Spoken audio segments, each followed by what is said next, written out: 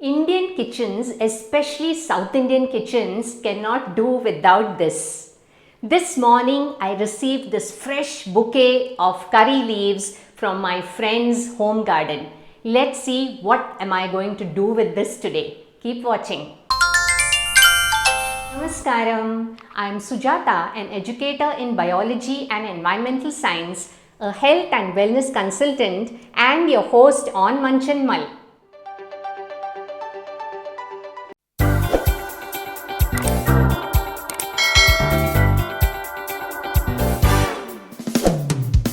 Curry and curry leaves. Incidentally, this is called karivepalai in Tamil. What a curious coincidence. These aromatic curry leaves are a rich source of calcium, iron and much more. Let's check it out. Curry leaves or kadi patta constitute an important ingredient in the Indian diet to improve appetite and digestion. These leaves are known to be rich in antioxidants, vitamin A and vitamin C. As we have seen, they are also helpful to treat dysentery and diarrhea. It is known to cure piles, reduce body heat, thirst, inflammation and itching. Regular use of curry leaf powder helps in burning fat, thus leading to weight loss and reduced cholesterol levels. It has even been reported that leukoderma and blood disorders have been controlled too. Besides, these leaves are good for protecting the liver. Curry leaf extracts stimulate production of insulin by beta cells of pancreas and thus can be used in the treatment of type 2 diabetes. These extracts also contain alkaloids which have anti-cancer properties. Wow! Having seen the magical benefits of curry leaves, isn't it a pity that most of the people pick up the curry leaves from the plate and discard it? I suggest we should be using curry leaves in a much larger quantity in our daily regular diet. I have already uploaded the recipe on curry leaves powder or karivepalai podi. Please check it out. There are various ways in which we can incorporate curry leaves into our daily life. Do watch the Mull Point at the end of the video to know more. Today I am going to be making curry leaves pickle, popularly called as karivepalai Thokku in Tamil.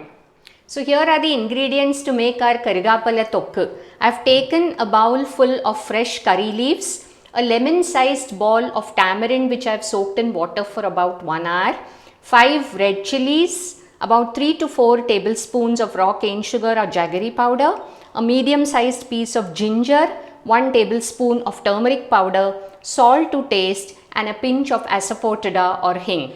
All these ingredients will grind it together to make a paste and then saute it in oil and season it with 1 tablespoon of mustard, 1 tablespoon of chana dal and 1 tablespoon of urad dal. I have taken 4 tablespoons of sesame oil, it's also called til oil, and the Thokku tastes wonderful with sesame oil.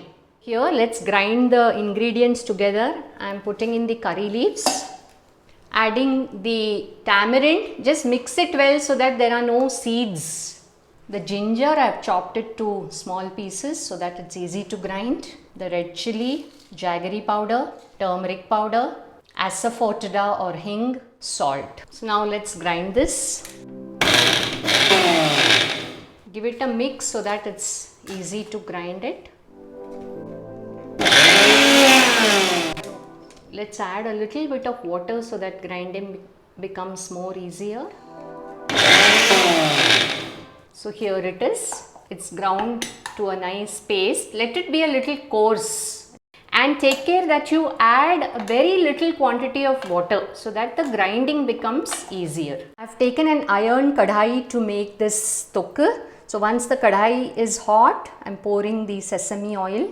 So once the oil is heated, let's add the mustard, chana dal, urad dal. And now let's add this curry leaves paste. Give it a mix. Initial 2-3 minutes you can just saute it on high flame and then reduce it to sim flame. We need to saute this for a maximum of 7 to 8 minutes, that's all. Take care to keep mixing it without it getting burnt. Look at the dark green color. Curry leaves are rich in iron and we are making it in an iron kadhai. Now we'll switch off the gas. It has, left the sides of the pan. If you see, it has just come out like halwa. Basically, the moisture has to get removed, and also we've used less oil. Once it cools, we will transfer this to a nice glass bottle, and it can be kept out for a week, but it's best stored in the refrigerator. Here is my bottle of homemade karivapalai thokku or curry leaves pickle. Heavenly aroma. Let me taste it. Spicy, tangy, delicious. This karivapalai thokku or curry leaf pickle goes well with idli, dosha, poha, upma, paratha, puri, chapati, curd rice. How about using this as a sandwich spread? You could also mix it with hot rice, add a little sesame oil or ghee and give it as a quick lunchbox recipe to your family members. Such incredible possibilities with the curry leaf pickle. Apart from seasoning and the curry leaf recipes that I have shown you, what are the other ways in which we can use curry leaves? Let's mull over it.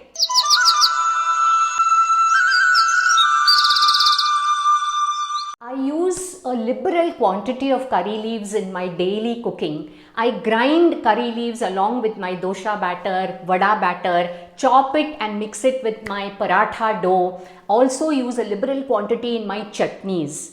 There is a traditional recipe of grinding curry leaves and green chilies and mixing it with buttermilk. It is popularly called as sambaram in Tamil Nadu, which is an extremely cooling drink during summers. By the way, I also use curry leaves in making my homemade hair oil, the recipe of which I will be uploading soon. Does this motivate you not to discard that curry leaf from your plate?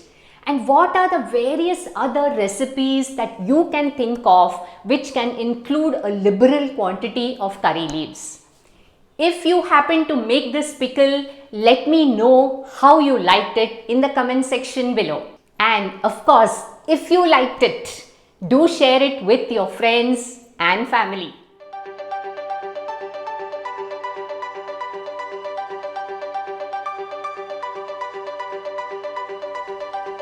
Hey, have you subscribed to Munch and Mull? Do click on the subscribe button and press the bell icon to receive notifications of my newest videos uploaded every Saturday.